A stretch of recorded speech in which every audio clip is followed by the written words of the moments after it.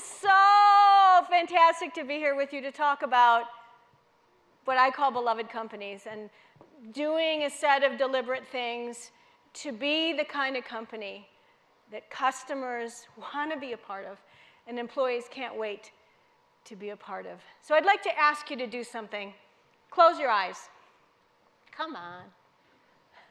Oh, I snort when I laugh. I'll tell you why in a minute if you close your eyes.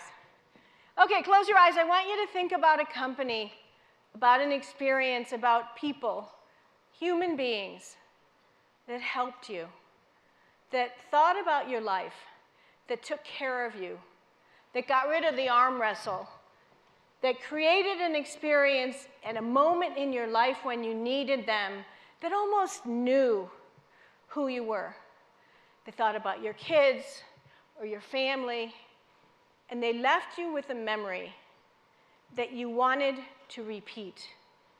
You can open your eyes. And the reason is because they started with your life. They started with understanding and really caring about who you were, about what's important to you. And that's the difference for me between an everyday company and a beloved company or a cult company that starts with a life and moves everything they do in the direction of that organization. The reason I snort is because I started my career a million years ago, 1983 at Land's End, which was a very good company then. They've done some crazy things to it recently. But we were in the middle of a Wisconsin farmland, and there's a lot of pigs there. So there's the snort, where the snort comes from. But the thing about the beloved companies is that they think about the world differently. They start with the life and not with the silos. But this is our life. In many of our organizations, what we know is becoming this kind of cult company doesn't happen naturally because we live in a world of silos where people are working hard. And when we have conversations about customers, it looks like this. Does anybody relate? It's the project plan and red, yellow, and green dots, and we come into a meeting and we turn PowerPoint decks and we look at where the dots drop. But we don't think about the life. We don't stand through the customer life, and so our work is to move from project plan movement to customer life improvement. And the work is to lead the organization, to embed a way that they will and will not lead, because this is at its core about leadership, about deciding how we will grow and what we won't do to grow. What behaviors don't deliver the values that we are? What behaviors prevent our employees from doing things at work that they do with their mom, with their grandma? Now, I call this the stairway to desire. There's been a lot of work and a lot of language around the word loyalty. But accidentally, we've made loyalty be something we want to get from customers. We do great regression analysis and data, and we find out that a customer with one line of business is more loyal than a customer with 2 lines of business, right? Can you relate? And so we put all our eggs in the basket of upselling the one line of business customer. And so because of the work we do, we inadvertently deliver this to a customer, a random experience, because every silo, everyone is working hard, but we're working hard separately. Anybody ever call an airline more than once? Not Air Canada, right? Oh, see, there's the start. Okay, so you call an airline more than once. I'm constantly buying tickets for the wrong day. Ring, ring, ring, ring. Somebody answers the phone. Hello, may I help you now? On the first call, sometimes I get a policy cop. We know what the policy cop is, right? Young person or old, whatever, it doesn't matter. Very nice man or woman, but they're going to tell you what you did wrong, why you did it wrong, and so I hang up. And then I dial again. That's service roulette, right? I dial again, and I try for another person, and the next time the person calls, who I call, starts with my life instead of with the rule, tries to understand what happened to me, and navigates somehow around the shenanigans to help me with a better answer. Now, is that a reliable experience? It's an it depends experience. It depended on the day I called, the person I reached, how she felt, and her ability to navigate around all of the bumps in the road. And that's why what we know in this world of becoming beloved, of being the kind of brand that customers care about, is that you need to deliver reliably at the moments they care about. Now, a lot of people think reliability is boring, but it is in knowing the life that the reliability becomes innovative, in that you can create an experience. I mean, who knew that the excitement of looking at a car on an app and the reliability of that could make you giggle and feel excited? It's just about making sure the car arrives when you called the car. And so that's why our job is not to earn or get loyalty, but to deliver and earn desire, an experience that's connected in an emotion, where we're taken care of as humans, where our life matters, and where we want to create an experience where customers talk about us and they want to have it again. And I don't know why I do this, and that's why I call desire the cha-chang emotion. It's about uniting all of us. Now, here's what we know, and it's one of my favorite things about this work, is that customers now, they are the ones with the microphone. They are going to tell other people more than our messages about the experience they had. And if we earn the right to their story and to that feeling that pulls them back again. And that's, I think, what's important. Now, think about what you read on social media. Customers talk about three things. Did you do what you said you were going to do? Did you improve my life in both B2B and B2C? Did I make my deadline? Did I get my mother to the airport? Did I get what I needed to put the barrette in my child's hair for her dance recital? And did you care enough to make that happen? And finally, how did you make me feel? How did I feel at the end of that experience? Now, in our role as marketers and leaders across the organization, what we know is that these skills to do the storytelling, to start our work with the customer's life, not the silo agenda, doesn't naturally come inside of our organization. I call this work becoming the human duct tape of the organization, and that is our opportunity moving forward. It's creating a new way of telling the story of the work of our business, of the life of what we do, so we earn the right to growth, so we earn the right to legions of families staying with us. And it's about, I call them competencies, because when you think about a competency, it's a behavior. And the work of these behaviors is to have them become the regular cadence of the business. And that's where, whether you're a CMO expanding to this work, or a chief customer officer, or uniting a group of people inside your business, it's to start to create this conversation that starts with, are we honoring and managing the customer as the asset of our business? In many of our organizations, we walk through the spreadsheets and we talk about sales or our corporate assets. But the conversation should really be a very simple metric that starts with, as a result of the experience we delivered this past month or quarter or year, did we all earn the right to growth? And it's really nothing more than doing simple customer math, but a lot of companies around the world aren't doing this. We ring the bell of the incoming sales. So I'm a fan of visual storytelling, and as marketers, this is right up your alley to get this information going. So every key meeting, we want to give leaders this fearless, simple metric of our ability to earn this and grow this asset.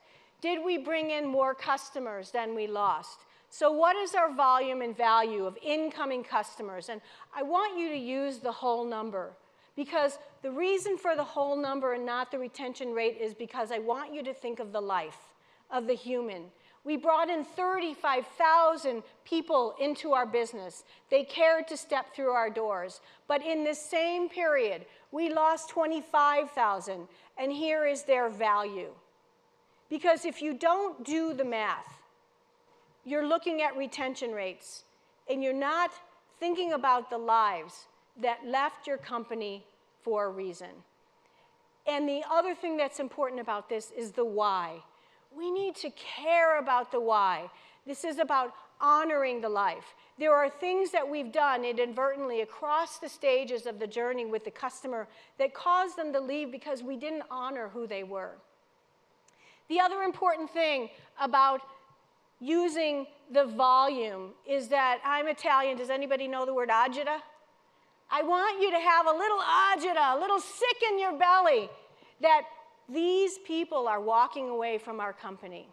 Now, we introduced this, we call it this chart, the Christmas tree chart. We introduced this at St. Jude's Children's Hospitals, and this has changed their business in almost every company we work with. Because, as you know, think about your data.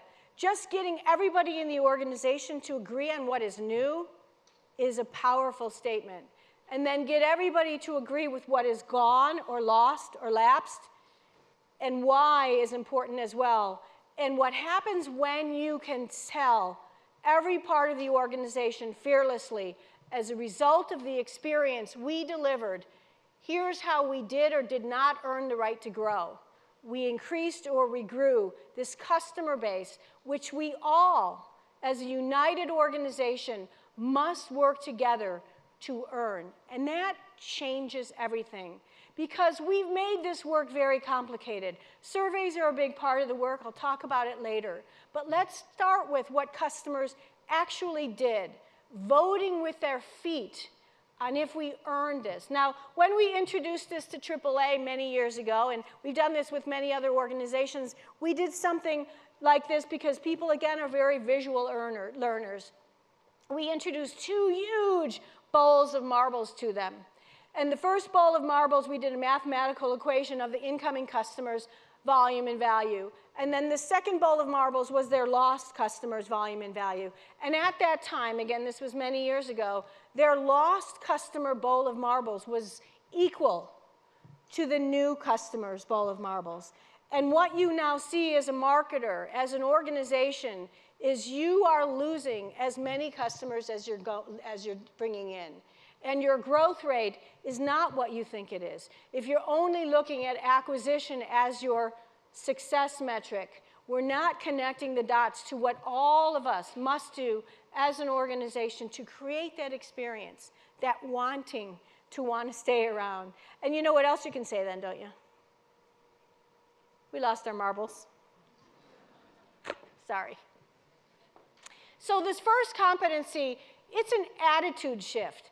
It's not a dashboard. This is about 1 or 2 or 3 behavioral things that you as leaders start the conversation of telling the tale of your customer's life. In this past quarter, did we earn the right to grow?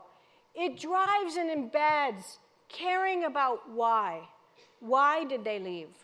Why didn't they stay? Why didn't they buy more? And most importantly, this language. Everything that I teach in these competencies is, yes, about some operational actions. You'll see there's data configuration. But it's also about creating the cadence of how leaders communicate and how leaders communicate in a consistent way. In the beloved companies, they are talking about this. They are angsting about this. And your role is to create that language, to unite the data, to create the conversation so people care about the why. The interesting thing about this work is that most of the time it doesn't cost anything, but it requires people to sit around the table and give up a little bit of their silo-based version of success for a one-company version. So establish your one-company metric. When we do this, we bring the CEO, the CMO, the CFO. They need to be part of creating this versus pitching. One of the things that we know that happens in a CCO role or a CMO role is you accidentally become the beggar, the beggar of the organization. Please come to this meeting. Please review this data. Please look at this information. Who can relate with this?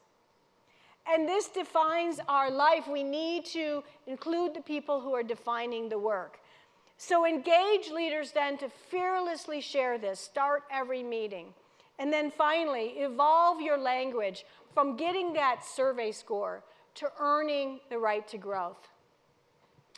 The second competency guides you in the conversation that you take the company through in terms of telling the story. Now, what we know is everybody and their brother is going out and doing journey mapping. It's a shiny object, but I'd like to ask you to stop. Simply identify the stages of your journey from your customer's life standpoint. By stage of the journey, what are they trying to accomplish? What's important to them? What are the emotions? You don't need to go out and map every journey step. Just start with getting leaders to start asking about the life by stage of the journey first. It's flipping the language. It's flipping the accountability, and that becomes your blueprint for how you ask questions. Now, when we did work with the Smithsonian, anybody not been to the Smithsonian? A few. I'd encourage you to go. It's a wonderful experience, but about 3 years ago, what was interesting was the Smithsonian, inside the room, for those of you who have been there, the room with the big dinosaur, the rotunda, it was nothing but silos running the business. So you'd walk face forward, there'd be about 400 people milling around the rotunda. In the front, there'd be the IMAX booth. To the left, the question and answer people. And to the right, people selling some kind of souvenir. And if you made the mistake of going to IMAX and asking them for instructions, they would send you to the question and answer people to get the answer because the silos ruled the experience you had at the Smithsonian.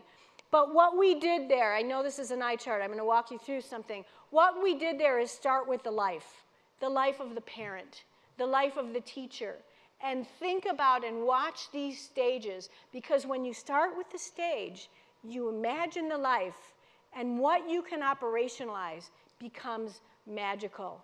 The consider going experience. As a teacher planning a trip, what are we going to do to unite and give them apps and information to educate the teachers? The organize the trip experience. They have created a whole plethora of information that can be downloaded, all the way to arriving at campus, the leaving a building experience, the exiting campus experience. What has happened at the Smithsonian is now in a very deliberate way. There is an operational path to deliver a deliberate memory in each one of these steps, including when you're back home. What's your memory? How are you going to rethink about this and share it with others?